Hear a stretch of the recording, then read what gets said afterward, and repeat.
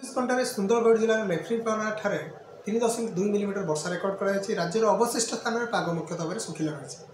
आमर ता सहित किसी अंचल घन कुहुड़ी दृश्यमान जोटा कि उत्तर उपकूल ओडिशार आमर केन्द्रापड़ार सर्वनिम्न दृश्यमान दूरता 50 मीटर सह घन कुहुड़ी कटक और पारादीप में 100 मीटर दृश्यमान दूरता सहित घन कुहुड़ी दृश्यमान होती सहित उत्तर आभ्यंतर ओडिशा किसी अंचल हालुका मध्यम धरण कुहुड़ी दृश्यमान होती भुवनेश्वर आमर हालुका मध्यम धरण कुहुड़ी दृश्यमान रही ता सहित बर्तमान जो देखा आमर बर्तमान निर्दिष्ट भाव कौन पाणीपागर प्रभाव नहीं तेणु आगामी 24 घंटा आम राज्य में पाग मुख्यतः भाव सुखिला रु उत्तर आभ्यंतर ओडिशार केतक स्थान में आमर मेघुआ पाग रही संभावना रही आसंता काली ठारू आमर जो बर्तमान गोटे गुरुचाप बल सक्रिय रही प्रभाव में आम जलीय बाष्पूर्ण वायु राज्य मध्य प्रवेश करुच्ची जहाँ प्रभाव में आम उत्तर उपकूल ओडिशार 24 घंटा मध्य सहित आम जो रही अनुगुल ढेंकानाल एवं खोर्धा ता सहित नयागढ़ पुरी कंधमाल ये सब जिला गुड़िकर घन कुहुड़ी चेतावनी जारी कर डे 2 दक्षिण उपकूल ओडिशा पार्श्ववर्ती उत्तर उपकूल कटक जगतसिंहपुर एवं आमर जोटा रही दक्षिण आभ्यंतर कोरापुट मालकानगिरी ता सहित आम रायगढ़ ये सब जिले में घन कुहुड़ी चेतावनी जारी कर गुरुचाप बल प्रभाव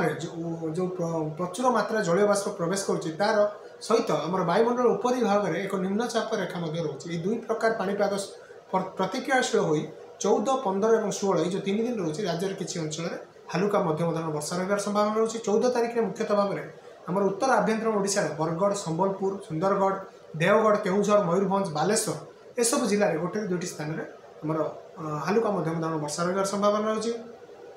15 तारीख में आमर उत्तर आभ्यंतर ओडिशा सहित उत्तर उपकूल ओडिशा एवं दक्षिण उपकूल ओडिशा ता सहित दक्षिण आभ्यंतर ओडिशार किछि स्थान में हालुका मध्यम धरण वर्षा रहा सहित आम कोरापुट मालकानगिरी रायगढ़ नवरंगपुर गजपति ये सब जिले में गोटे 2टी स्थान में हालुका मध्यम धरण वर्षा रही संभावना रही 16 तारीख में आम दक्षिण उपकूल ओडिशा ता सहित आम मालकानगिरी कोरापुट रायगढ़ नवरंगपुर ये सब जिले में किसी स्थान में हालुका मध्यम धरण वर्षा रही संभावना रही उत्तर उपकूल ओडिशा गोटे 2टी स्थान में हालुका मध्यम धरण वर्षा रही संभावना रही 17 तारीख ठार पाग मुख्यतः भाव में सुखिला